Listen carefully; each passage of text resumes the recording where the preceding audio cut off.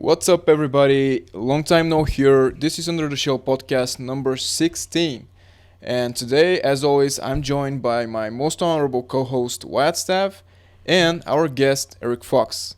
So, Eric has been recently self employed and he started a small business. So, it's gonna be, we're gonna have a hell of a time. What's up, guys? Hey man, Hey, what's how's it going on? going? Good to hear from you. How are you doing?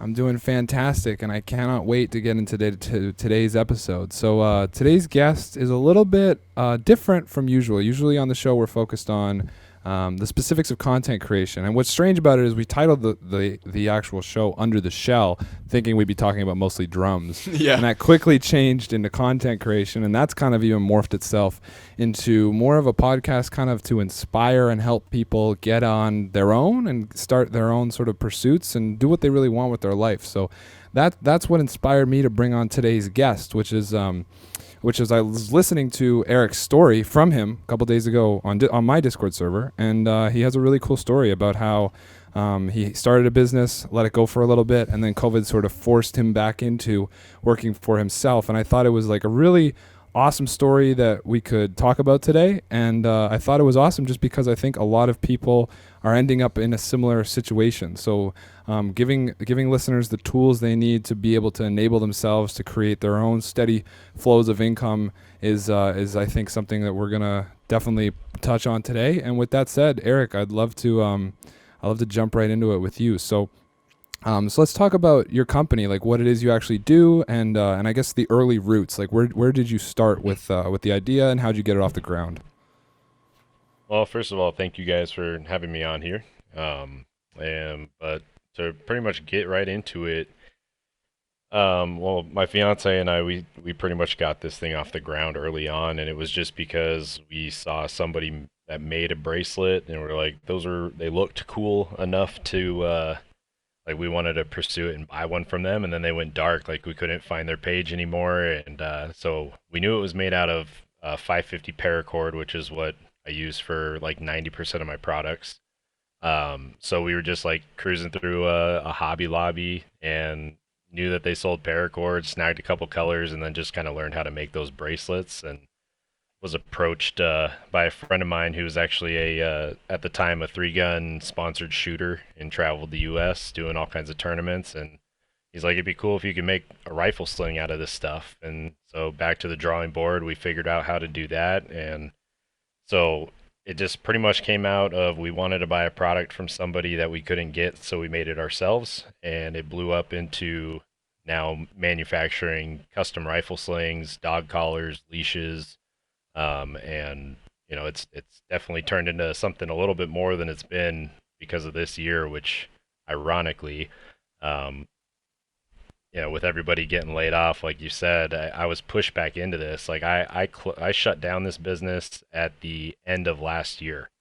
Had over 20,000 followers on Instagram and made an announcement basically saying if you wanted something from us, order before the end of the year, because we're done. I was so burnt out. I've been off and on with this thing for about 6 years. Um, and there's been two occasions where I've been thrown into it just, full time. And each time I get to this point, it just blows up more than what I expect. So I guess it's just doing things a little bit better, and learning from some of those mistakes. Nice, man. So two clarifications real quick for the listeners at home, because I'm sure not everybody's familiar with the products. What Sure. exactly is paracord, and then describe like the function of a rifle sling for me. Okay. So paracord is it's like a 7-strand nylon cord. It and trying to describe it without actually physically showing you it, but the comes in a range of pretty much any color you can think of. It's very durable, lightweight, and it can be braided or woven into a number of different styles of knots, so it is really easy to use. But anything that's advertised as like a survival cord or something like that is probably made out of paracord. Essentially, the idea of making all of our products out of it was the fact that if you ever found yourself in a position to where you needed some sort of strong rope, you could use our problem, or you can use our product to get you out of whatever problem you might be facing. Um, I mean, I've heard of people using this thing up to as like a tourniquet even, and so it's Oh definitely wow, that's really cool. yeah, it's easy to use, and it withstands all kinds of temperatures, and it doesn't like rot, mold, really do anything. You could leave it inside the garage for a while and pick it up 5 years from now, and it'll probably look the same, just dust it off. And then a rifle sling. Yes. So a rifle sling is basically just something to carry the weight of the rifle for you, so you're not holding it in your hands. You can strap it to your back or have it hanging kind of in front of your chest, so it's at a ready position if you need to use it, but also it's hands free. So if you're out hunting, if you're out, obviously like some sort of military aspect or police officer, they like to have the slings so their rifles are ready to go and their hands are free, being able to just have that mobility and not have to, lose a hand because you're carrying something or whatever. Gotcha. Very cool, man. So in the early days of this company, when you had the idea, what was your first step? Like you mentioned, you have 20,000 followers on Instagram. So did you take it online immediately? And like, where did you source the materials from? Like, how did you, as an individual, kind of put together the pieces to actually like be able to create the product? And then where did you go to actually sell it, kind of thing? Sure. So I definitely hit the social media aspect hard right off of the bat. Before starting this, I had made some friends that were owners of other fairly successful. Well, in my eyes, they're doing much more than what I was doing, and just they kind of almost carried the weight for me. It's like, hey, I have this idea. Would you guys give me a shout out? Would you help support my brand, or just toss my name out there somewhere? And sure enough, like between doing that with just the friends that I had met going into the industry, we actually did a local show out here, which was the very first time we did that, and it was really early on. Like we had just figured out how to make these slings, and we're like, all right, let's make 15 of them and take them to this event and just see how they do. And we needed to make a lot more, it turns out. So, but that event alone, just putting us with 25 other companies that are in the same industry and much larger than what we were. I just started walking from booth to booth. Hey, I'm Eric. I own Fox 10 Tactical. It's nice to meet you. If there's anything I could do, let me know. It's like I'm just somebody who's weaving something out of paracord. I'm not manufacturing an entire rifle, for example, or machining parts. It's like almost anybody can learn how to do this. I personally learned it off of YouTube. It was a trial and error kind of thing. And, as far as materials go, you just have to be smart about it. Shop around. I've done everything from Amazon, eBay to finding distributors, like, whatever it took basically. If I found something local that was cheaper than online, I bought local. If it was cheaper online, I bought online. But I always, because being, in a company in the US, I've always tried to take pride in that and buy from American companies, and kept all of our hardware at least made in the USA. But that's also been a good backbone, at least for the industry, is it's American products made in America. Very good, man. So one thing that stood out to me in that was the networking part, because that's something that we talk a lot about on this show. Just given that a lot of the guys that are listening are from the music industry or industry professionals of some sort along the content creation side, and any small business owner worth their salt knows just how important it is to know people, to really have a strong web of connections that you can call upon when you're in a bind, or if you need to open a certain door to get to a destination. So, so in going to, I guess you were at trade shows, right? So in your trade shows, just walking up to booths, was there any sort of leads that you accumulated just from literally, cold calling these people at their tents? How did that go down? And was there anything that came out of that sort of helped you later on? Um, Thankfully, I'm a social butterfly, and I could talk to anybody about anything. So a lot of the conversations usually started out with me just showing interest in whatever they had, because I genuinely was. Like I said, these are all people that are within the same industry, so obviously they're all like-minded. But I think the ability for me to just kind of walk up and carelessly say hi to somebody almost really helps me with that. Um, but when it comes down to like you said, like with the social networking, it's such an important aspect. You have to be able to almost rely on it, because if you can become a friend with somebody who's got, say, 100,000 followers on a social media platform, like why wouldn't you go after that and see where you can partner with them? Not necessarily use them, but how can we help each other? How can I make you something that works for your company, or is there something that I can use for a photo in my company so we can have similar content? And I think if you could bring something to the table as well as not just trying to take from these guys, it's going to open up obviously more opportunities that way as well. I love that. I love that a lot. I talk a lot in my master's classes with the individuals that I'm tutoring in content creation about that concept right there. Because every day my inbox is flooded with people begging for handouts of some sort at all times. They want shout outs in this, they want shout outs in that, they want bands reacted to, they want songs covered. Everybody seems to want something, but very few are willing to really give as well. And every strong relationship that I have to this day has started with me finding some sort of value that I can provide to somebody that in turn I know I can approach later down the line.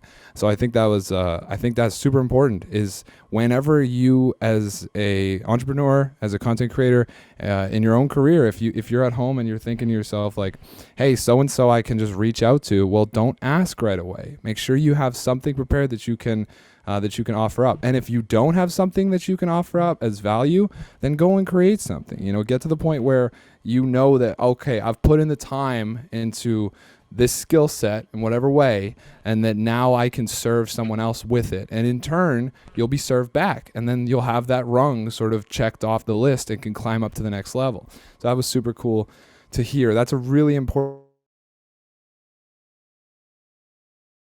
Brush over that part. It's all me, especially nowadays with social media. It's so easy to focus on you first. Sure. So you approach so the social media part, let's talk about that, because that's a part that anybody, it doesn't matter if you're building a company or you're just your own kind of influencer thing on Instagram, whatever, you got to figure out how to accumulate a following, how to catalyze that. And I imagine part of it was what we just talked about, which is you just reached out to guys. So what were some of the people that gave you some big shout outs, and how did that come to be?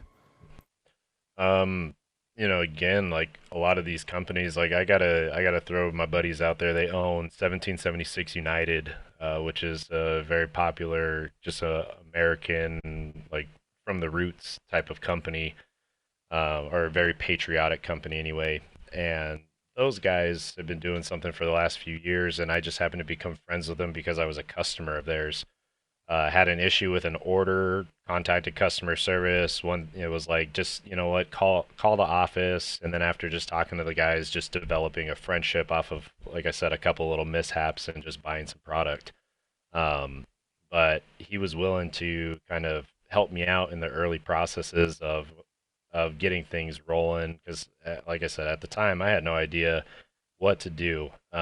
So he asked me, he's like, "Did you buy your domain? Like, do you have a business name?" And I was like, "Yeah, I have an idea." And he's like, "Did you buy the domain yet?" And he goes, and I told him that I hadn't. And he goes, "Well, I just bought it, so now you owe me," as a joke, But he's like, just, you have to be very careful of what you say or who you talk to about certain things, because if you don't have these lined up, as simple as buying the domain for your website, somebody else can hear about it, buy it. Now you got to pay tenfold just to get it from them.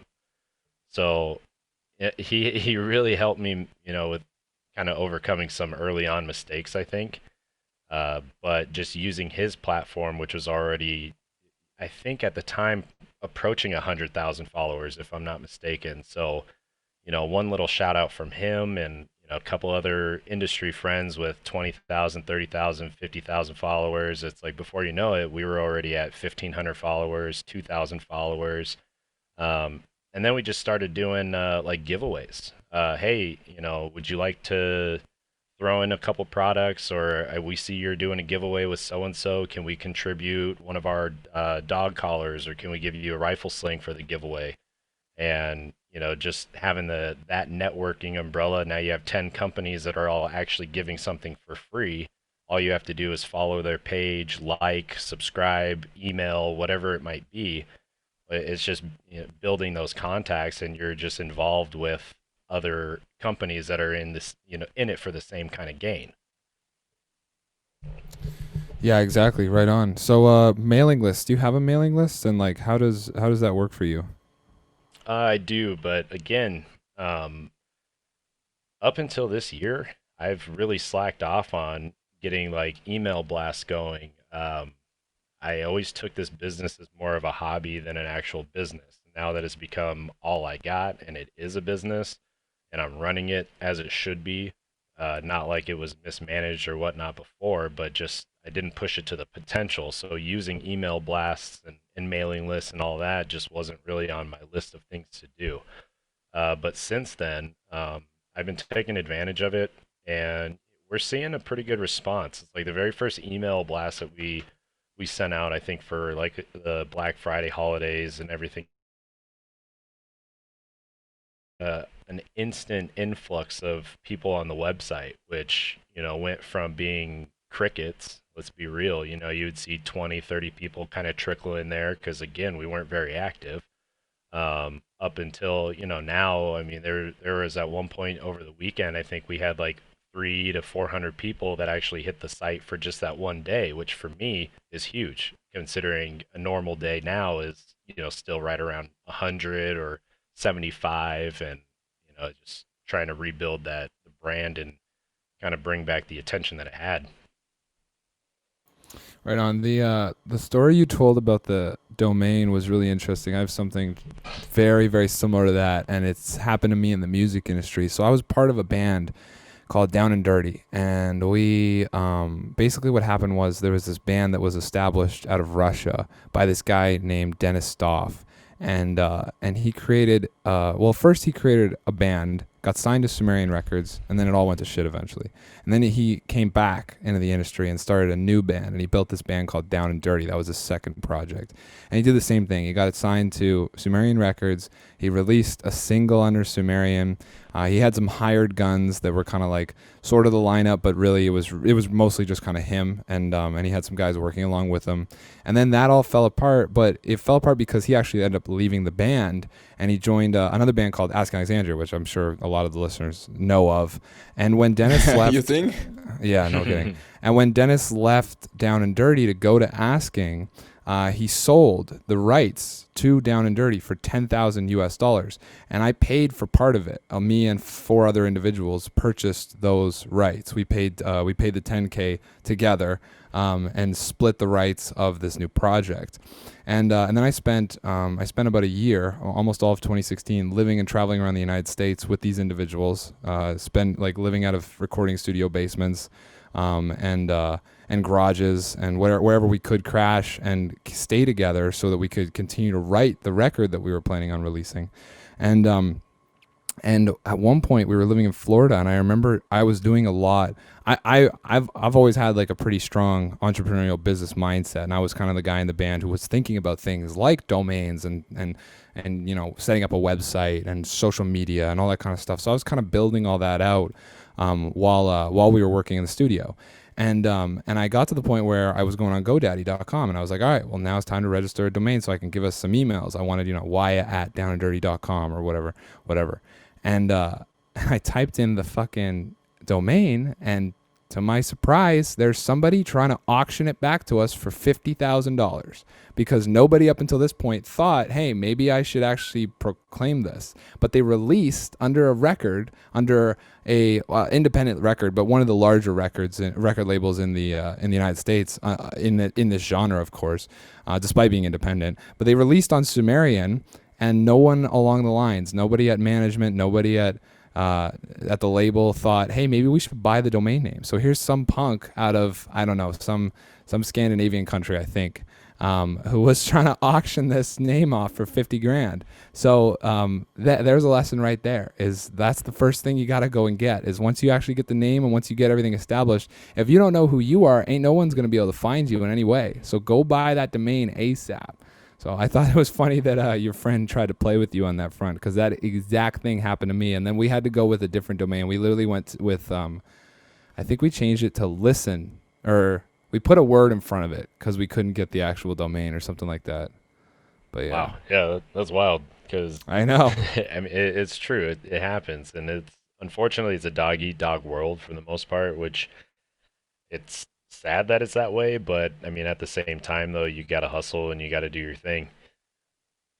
Yeah, and the ones who, like, if you apply that hustle and you work towards it, like, these types of mistakes are like the first chapter in the handbook of building the foundation of whatever the business is going to come to. So I'm glad that this came up, because any listener at home now, well, if you're dabbling in an idea, go buy that domain quick. Another trick that I was taught, and I never actually did it, so I don't know if this works, but it might. If it does work, it's a pretty cool idea. Another thing that I was taught was, and I did this with a clothing line that I had kind of put together, but I never got off the ground. But it's still literally like it was a really strong branding. It was like, I thought it was a really great everything. Of course I did it. I was the one who came up with the ideas. But I put together this clothing line that I was going to launch, and then I put it on the back bench for a really long time. And it's still on the back bench, and I'm going to do something with it. And the biggest reason why I'm able to now is because Lindsay's in my life. So now it's like a no-brainer. This will happen eventually for sure. I'm just leaving everything on hold until the time is right, because obviously there's a lot of things that both her and I have on the go. But that being said, one of my mentors early on told me that if you can't patent something and you can't prove you had an idea, you can't prove it like legitimately yet. You can't get the trademark on it or any of those things. One of the things you can do to sort of makeshift copyright something is you put all of your ideas in an envelope, like a whatever. You put it in an envelope or a box, depending on what the product is. And then you register mail it to yourself. So you register mail it, which means that the government is going to seal it and proclaim that they've sealed it on this date. This is the date that it's been sent, so forth and so on. Register, mail it back to yourself, and then don't open it. If out of sight, out of mind. Then if anybody ever rips off your idea, let's see if you have a business partner and you came up with everything, and he is like on the ground floor but doesn't really get anywhere with you, and then decides, I'm just going to rip it all off and get out of here because I don't need you now that I know all the secrets.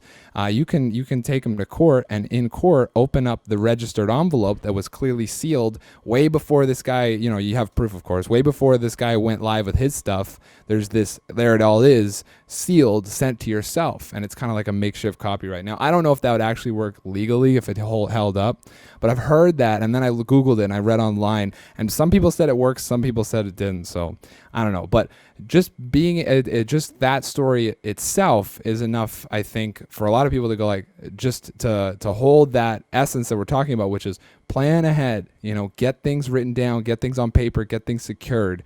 If you have an idea, people will pay and invest a lot for great ideas. So if you have an idea, like, there's no sense in not trying to secure that, because you never know when someone else is just going to come along and be like, hey, that's mine now.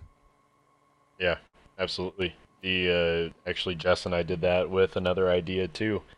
Came up with a name, and again, we were just like thinking of other things that we could possibly do that we would obviously both enjoy, but it would also be fun. So we're big time gamers, and might as well try to dabble in the gaming industry if we could. So again, we haven't pursued this, we haven't done anything, but just because of that idea, we found a catchy name. We instantly went on every social media platform, checked for the domain, and we just secured everything. Email accounts did not matter. We might not ever do anything with that, but just like you said, having that mindset now, or just learning from mistakes or hearing about something, hopefully somebody hearing this podcast, like, they won't go through that, or they won't have to shell out the 10, 20, 30 grand, because then you have to really consider, is my item or product or what I'm bringing to the table going to make up this $30,000 debt that I'm putting myself in just to have the correct website name? Exactly, man. So let's talk about after you decided, well, you get laid off from work, and then you decide, all right, well, now that I'm laid off, I got this company on the back burner. How long had it been where you weren't working on your company and you were working like a full-time job before you went back to it? So in the entire time that I've been doing the Fox Den stuff, I always had a full-time job. So I was always working minimum 40, well, the last couple of years was a minimum of like 57 hours a week. Uh, but yeah, so I've always done it in conjunction with like having a full-time job. Sorry, I just meant when you shut it down kind of thing. Like, how long had it been since you shut the company down and then you were just doing your full and then coming back to it now? You know what I'm saying? Yeah, so again, so I shut it down at the tail end of last year. It was December 31st, 2019. That was going to be the last day that I would accept an order through the website.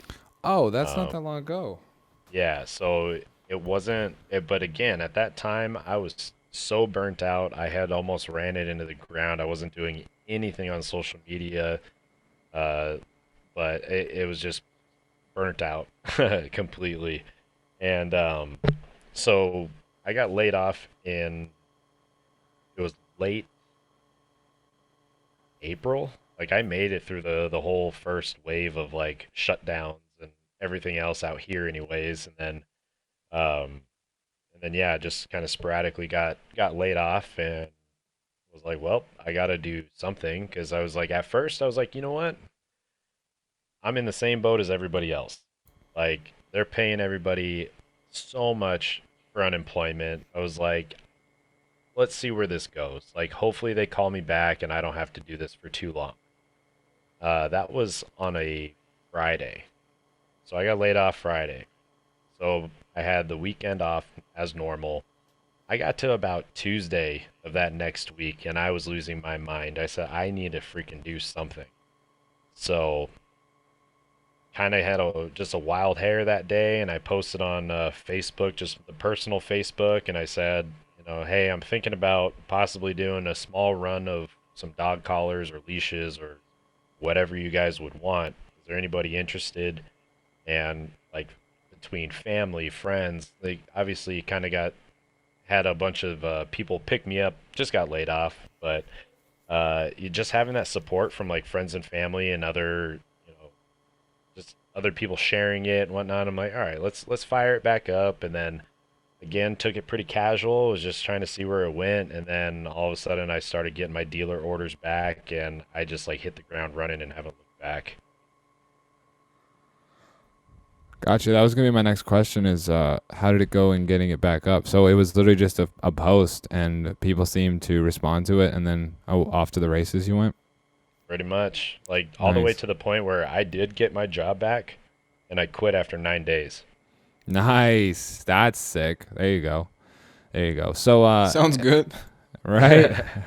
Perfect. And the only reason too is because during the time frame of getting laid off, being at home, doing something that I started to kind of enjoy again, it really changed my mindset on how I felt about a lot of things. And like, money isn't everything. Obviously, you need it. You got to pay your bills. You got to survive. But yeah, I was just getting into the industry, so I wasn't doing very well with it quite yet. But I was an estimator for a collision center, and like typically starting salaries out here could be anywhere from like 60, like 70,000 after you get your bearings after the first year. And I'm like, that would have been a really good living. And I chose to kind of throw away the financial security on obviously on a whim here because I don't know where this business is gonna go. But the fact that I'm more happy, like, because I was pretty miserable at that job. It was just stretched thin, long hours, and it's kind of a stressful situation. You're dealing with people that are in anything from minor fender benders all the way to complete total losses, where there could be casualties or something. Now we don't have to deal with that on the collision center side, but you still got to talk to these people, and it's a traumatic event. So definitely took a huge hit, with the mental health and obviously, well, COVID in general. And so it was kind of weird, like had a rewire of the brain with all of this. So it's been kind of refreshing. Yeah. So does your company now have employees? So I got a buddy of mine he's always been a big help.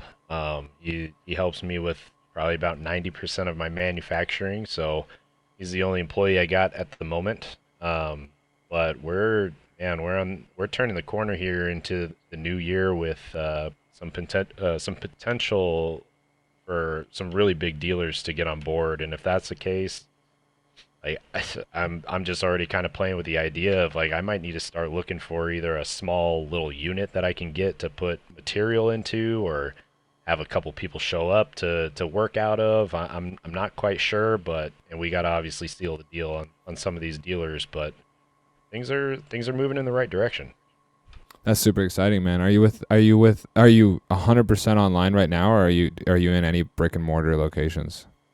Just just online right now. I do have some dealers throughout the U.S. So I know there's some guys out in Rochester, New York, that have some in two of their locations, if I'm not mistaken, their storefronts, and then the other ones are just web dealers as well. Cool, right on. Sick, sick, sick. Yeah, that's exciting about bringing on people and getting like a little space, huh?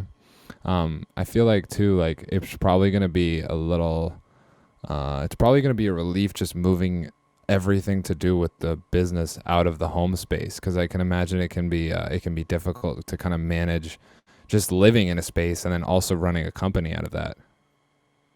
Yeah, it definitely gets tough at times. Like I don't have a disconnect from it, but at the same time, it's also kind of nice because or being at my house, or in the we got it set up in our den, and go figure, fox den in a den. but but the just being able to like have those nights like where, man, I'm just having trouble sleeping, or wake up early and don't really got a whole lot going on. It's like I don't have to drive anywhere. I could just pick up a sling and start working on it, and it's 10 o'clock at night or 3 a.m. in the morning, whatever it might be, whatever insomnia says today. But Yeah. it's just like it's kind of nice like having the freedom. Like I'm gonna put things down from, well, I'm gonna stop and, for example, do this podcast and hang out for a couple hours and do something, and then I'll pick it back up at 4 o'clock my time and work till 9 or 10 tonight because I have the freedom to. But you have to definitely find the a balance between, well, obviously work and life, and being that everything is at home right now. I think a lot of people could actually relate to that. Like if you're on a salary, stop working as much as you're working, people. I don't care who you are. Like, your company is going to be there tomorrow. Like, don't kill yourself. Because Yeah. like Jess has been working from home since all this stuff started too, and like I know she's guilty of it. She'll, instead of working a normal 8-hour shift like she would be at the office, she'll put in 10, 11 hours, sometimes 12, and I'm in there kicking her like, "Hey, log off. Like you've given them more than enough today." She's sorry. Yeah. Yeah, exactly, exactly. I did a podcast on my channel, my main channel, so my other podcast, Line Check, which is a one-on-one interview series. I did it with Adam Tumanaro, who's an incredible online drummer, and one of the things Yeah. that we talked about in that episode was he talked to me about how he works 16 hours a day every day, but he only really gets about 8 hours done. And I was like, oh, that's interesting to think about. Why is that? And he goes, well, because that way I can be on 30 minutes, off 30 minutes, on 30 minutes, off 30 minutes. And he seems to never tire out from it. Are you that way too? Do you kind of like, you find things, you work for a little bit and then take some time to do some stuff around the house? Or are you just out of bed, you grind until you can't grind anymore, and then you take the evening off? Because I've kind of, myself too, I've kind of adjusted to more of that, where now I'm willing to stop in the middle of the day and play some video games for an hour or two, because I know that the battery is going to be so much more charged for that podcast in the evening, or for that stream I got to do at night, or whatever it is, whatever facet of the business that I'm working on later in the day. How do you find that now that you're sort of self-employed and working from home? No, I 100% agree with that. I am extremely guilty of it. Like I said, I play hockey a lot too, so I take my breaks. Like I haven't been playing as much recently, but like the just giving yourself like a 2 hour window here and there makes all of the difference. Like whether it's to just to have that freedom. Like I guess the biggest problem too that I would have right now going back to the office space, like working for someone, and this is why I quit after 9 days, was because I'm stuck here. Like they own me from this time to this time, whether I like it or not, which is okay. And I've been working for over 15 years, so I feel like I have enough experience to say that I've worked for the man, and I'm not on that same page right now. And so to have that freedom and being able to take those breaks, like you said, man, it is amazing because I'll go hard for 3, 4, 5 hours even, but then just taking a 2 to 3 hour break, or unloading on some video games, or going out grabbing food, doing whatever on my schedule, and then I'll come home and work for 5 more hours, and it's like, wow, I did 10 hours of work today and I still played video games and did whatever else I wanted to. Do you find that probably the quality of the work increases too, because you don't suffer like after 7-8 hours on something, like the last 2-3 hours are just, I feel like the last 2-3 are just like, you're just kind of putting in time at that point. You're just there.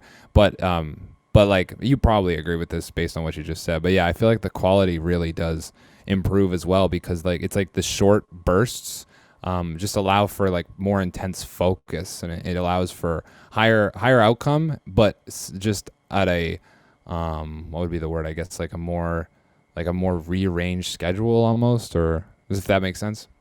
Yeah. It does, but like with as far as like quality goes,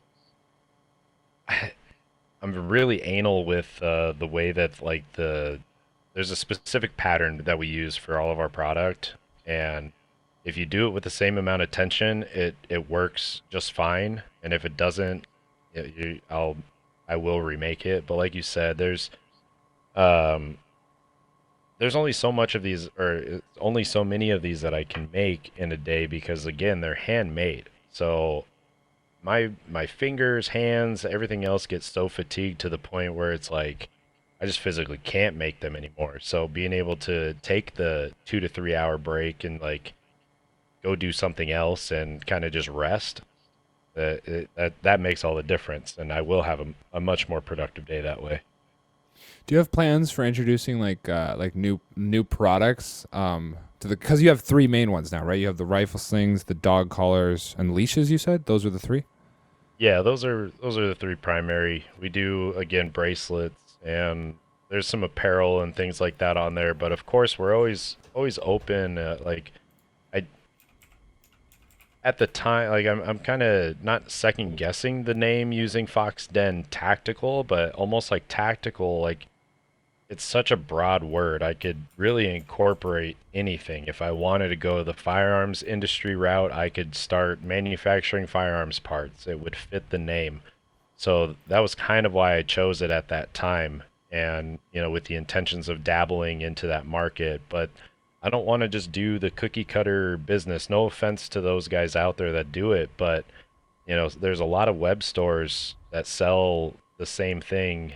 Like you go to 5 different stores and you can buy the same product from all five.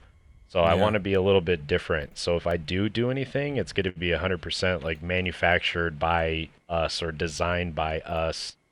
Nothing that we're getting from necessarily like another company and just throwing our logo on it. But we'll see, because I'm I'm dabbling with a few things right now, but to be honest, like I'm really pushing just for the manufacturing side. Like I want to put your logo on my sling. That's my mentality now. Instead of having my logo on everything, I want to put your logo on it, and I just want to make them for you. Gotcha. So that's kind of where I'm leaning on as far as like the business aspect, but I will never shut down my store and never not allow people to buy directly from me. Mm-hmm. I'm on your side right now. I'm gonna get a bracelet. These are really cool looking. They kind of remind me of back in like I guess mid 2000s, like 2004, 2005. The thing in metal was everybody had to have the black wristbands on, the sweatbands. These kind of remind me of like a modern badass version of that. Sure. Yeah, very cool. What's the difference between the metal shackle and the plastic buckle? Like, what's the metal shackle look like? Could it come undone? Yeah. So I thought there might have been should be a picture on there. The metal shackle is got like it's got almost like a bolt that would screw in. So you can take it apart. It's got like a little horseshoe on one end. I'm trying to think of what you would call that shackle. Would you recommend the shackle over the buckle? The shackle looks cleaner. It's metal. They're a little bit harder to put on. That's my only gripe. Like just because you're fighting with like a screw, so to speak. The plastic clip is like seatbelt or a snap on a backpack or whatever. Yeah, Like it's gotcha. just super easy. But the metal shackles obviously are going to hold up a lot longer and less risk of something breaking if you smash it on whatever. Cool, man. Sweet, Fox. Well, Dimitar, you got anything to add, bro? I was just thinking. I've got two questions. First, because I just didn't want to interrupt about the paracord. Does it come from parachutes, or is just para in terms of something that's extraordinary and tactical and stuff like that? Um, so it is used. Here, let me just pull up the official, I guess, definition of it, just so I'm not.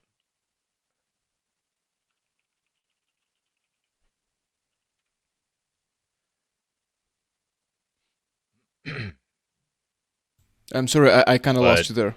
oh, sorry. No, I was just pulling it up just to kind of pull up the definition or so No, to speak of what okay. it was. But yes, essentially what it was is for the suspension lines of the parachute. So it like this stuff is extremely strong. It's got 7 individual braided nylon strands inside of, and there's like a shell around it. So Yeah, actually, I know. I have a couple of bracelets of paracord, and oh, I've always okay. wondered why is it called that way, and where does the name come from? Gotcha. So yeah, so it does like it was. I don't know how much like or what the difference of it is now, but like I know 550 paracord, like the definition of the 550 is that it's rated up to 550 pounds of static weight. Oh, And that's just one strand. oh, So damn. so when you start weaving it, it now becomes even Oh stronger. my God. Uh, Yeah. and to put into perspective, we actually use about 100 feet in every rifle sling. Um, Dog leashes vary because we do 4 foot and 6 foot. So the 6 foot, I know for a fact, have closer to like almost 200 feet. So that's a lot of potential rope to use, and like I said, it's extremely strong. I have not had a single sling or leash or anything come back because the paracord has actually like ripped apart. Maybe a clip or an attachment because it was used in a like an improper way or whatever, but um, yeah, I've never had like paracord physically like snap and break apart. It honestly looks incredible. I'm like looking at the rifles. Excuse me. I'm looking at the rifle slings right now, and like it just looks so durable and so badass. It is. What are It is. what are rifle strings traditionally? It's just like a flat like It's piece of fabric, standard kind of like a nylon strap. like a Just guitar like a strap, right? yeah, Kind of like idea. Okay, guitar gotcha. strap or like even like those nylon belts, very similar Yeah. to something like that. So they're kind of thin. They dig into your neck. At least the paracord is kind of gives it more of a rounded edge, so it doesn't dig so much into the neck. And that's kind of why I chose to do it out of all paracord as opposed to using like a nylon strap to even make it adjustable, because there are companies that I found that make paracord slings that are adjustable and they look great, but that nylon strap still hits you in the neck that like starts to dig into you, and I'm like, what's the point? You're still at the same like result there. You should totally make guitar straps. I would buy one right away. So, are you familiar with Fear Factory, Fear Factory. The band? the band? Yeah. Oh yes, I am. Dino. I know Dino. Yeah, for sure. Okay. So, Christian, they're the bassist that used to be in the band. Um, well, Odelwabers. I always forget how to pronounce his last name. If he hears this, I don't know if he would, but he'll butcher me for it. He actually hit me up to make him a guitar strap to try to figure it out. So, and it's been a little bit since I've talked to him about that. I'm getting him a sling for right now, but I told him I'm gonna actually start playing around with some of my guitars and figure something out because I think might as well. It'd be cool. Yeah, dude. I think that'd be awesome. You could. I would buy one for sure. There's so many things you could do with this concept. You know, Sure. like goddamn. I mean, you probably have thought a lot of them. Tried, man. But like you said, it's nice to talk to other people about it that either haven't seen it or kind of know about it because it's like, oh, what if you could make this or what if you could do that? And it's just like, it's interesting to think of what like, well, your idea, obviously the music industry and it's a strap, so guitar strap makes perfect sense. Yeah, totally, totally, totally. And it looks so military and badass. Yeah, that's the thing about it. It just looks like you're here to kick ass, man. You know, you should. I don't know. You could do like. You could even make like. You could even like get like backpacks. It'd be cool if you do backpacks and you made the straps for the backpack out of this or something, or like shoulder bags and you made these the straps for it. That could be so sick. I know that's like definitely outside of your wheelhouse, just because you have this Fox Den tactical sort of branding and focus, but I don't know. Yeah, this is it's really cool material, and knowing how durable it is like damn. Yeah. But if you ever figure out the guitar strap, sign me up for at least two. I'll take two of them. I've seen actually watch bands being made out of paracord, and it looks pretty sick, especially if the watch is more rugged and more watches. Yeah. I've done a couple G-Shocks, and I think I did one Sunto It's watch Sunto, as yeah, well. the Sunto? sport one. Yeah, done a couple of those. The only gripe that I have is I think there was a company that makes some really cool ones, and they actually design their own bracket or adapter for it, and they have a patent on that one. And so you can't get it unless you make it yourself. And the ones that you can find are usually 3D printed and not very high quality. And it's been a while since I made them, but I've done a couple fun projects like that. But honestly, they just take up a lot of time. Like I had to figure out a way to, like I said, start mass producing these slings and everything else. So eventually, now that I have like a good understanding of how this stuff works, I actually just ordered a bunch of parts today to make a new jig for dog collars to simplify that process. And it's like if I could increase production and save time, like that's a huge plus. Yeah, for sure. How many, if you don't mind me asking, like how many units do you sell a month? I guess of the rifle slings is what I'm curious, because that's probably well, actually back up. What's your main seller? Like what's the number one that you're moving? So definitely rifle slings. Okay, I thought so. Yeah, with the help of the dealers, and between like online traffic, we're getting right around about 100 slings a month currently. Oh wow, that's awesome, dude. That's very good. Congrats. So those again, it's not super consistent just because the dealers aren't always ordering 60 or 80 at a time, for example. But when they do, it's like every other month we'll get a good influx of those dealer orders and back on track. But like I said, we've been ramping it up a lot, and it's kind of blown me away. Like it's been fun.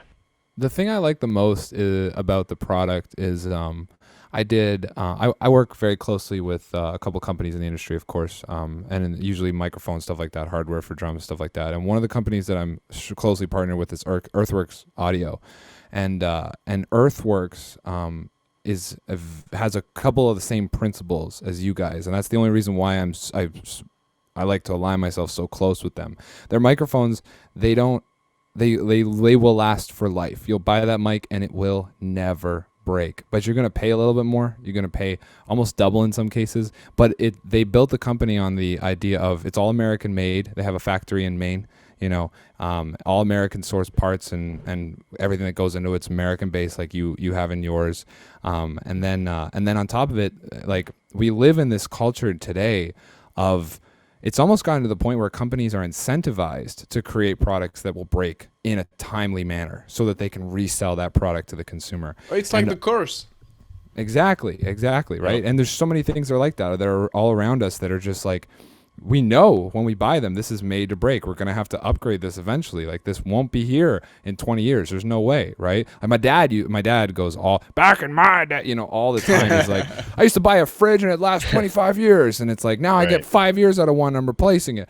Like it's the same thing. And like, that's one thing that struck me when you said 100 a month. Cause it's like, that's 100 individuals. Cause once they get one, they're probably done. Maybe a second or whatever, depending on if you have a couple guns or something. But like that's really impressive because that's probably not a lot of people coming back, because once you buy the likes of this product, you don't probably need to. You're probably good, man. Like this will last forever, right?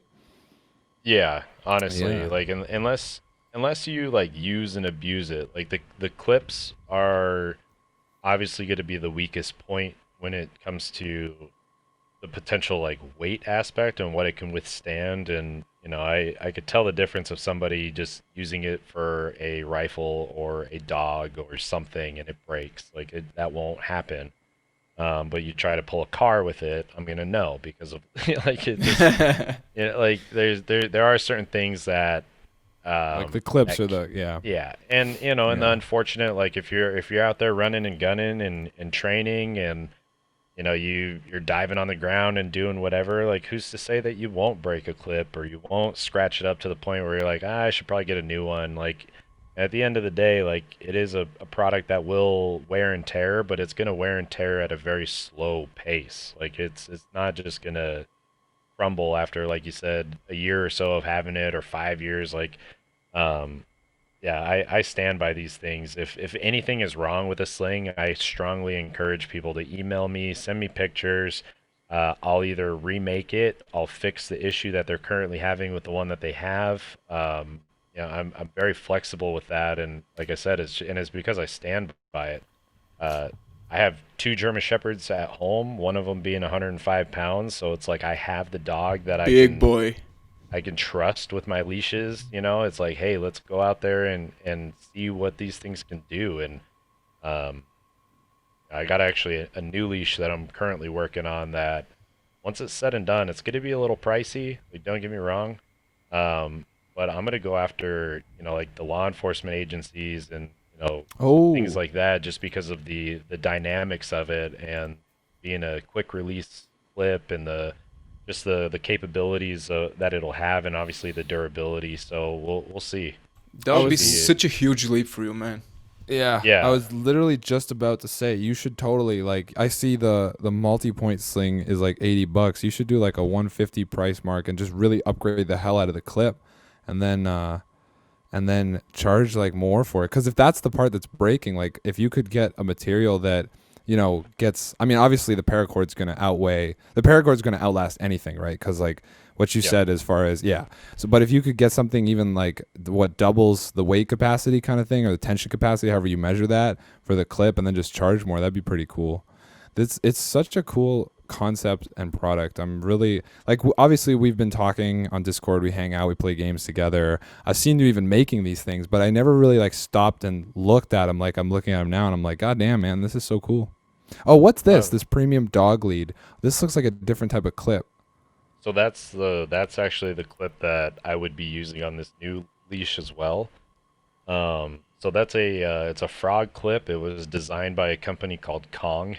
They're not the dog company, but it's a company over in Italy that they make I don't know. They started over in Italy doing like mountain climbing stuff. So they do high-end mountain climbing gear, and that's what they use on like that would essentially be on like your lifeline. So so I guess to take it back, sorry, not all of my attachments are made in the US. That's the only one that I use from that company, but it's because it's rated up to 5,600 force pounds. So there's Whoa. no dog on the planet that could produce that much force. It's not going to break. It's, that thing. I mean, that's the reason why I chose it, and it's got such a cool option. It's a quick release. So essentially, it's the little two tabs that are on the side of that. If you're still looking at it, Yep, I you am. you press those in, and it instantly opens. So, um, law enforcement, for example, when they send the dogs in, you don't want to be Yeah. fighting. You don't want to be fighting with a clasp. You don't want to be fighting with whatever, or you don't want to take them off the leash too soon and having to hold on to the harness, and that's it. Because it's like, what if they break free and you're not ready? It's like that little clip is just as simple as just popping those two things in, and that dog's gone. So that's that's about it with those, dude. I'm really stoked about that clip and how those turned out. But the new one that I got, I'm actually adding a piece that will allow the swing, or not the sling, the leash to swivel, so it won't Mm. get tangled up. You won't have to like, spin it around your leg 15 times. Like it's just gonna move with the dog. So if the dog starts moving around, that cord is gonna move, with it in such a way that it won't get all tangled. Very cool. Damn, dude. Well, this has been a great podcast. It absolutely was. Thank you so much for Thank- taking the time to do this, Fox. Yeah, no problem. Thank Yeah. you. It was pretty interesting, and I'm kind of pretty knowledgeable now about the paracord. I learned something, you which have- is good. You have Paracord Accessories, Dimitar? I think I had just a bracelet with a simple, the standard plastic buckles. Gotcha. But I haven't worn it in like 2 years, so I have no idea where it's standing right now. Yeah. Eric, I love this on the standard K9 leash page. I love this picture of your dog with the leash in its mouth. It's so cute. Yeah. I know that's the one thing that he's always been so good at, just like chilling and taking photos and whatever. He's been such a mellow dog, even though he's, big old German Shepherd. Don't let him fool Yeah. Oh, true. So sweet. All right, gentlemen, it's been a pleasure. Thank you very much for joining us. Thanks to Wyatt as well as always, and Eric. It was a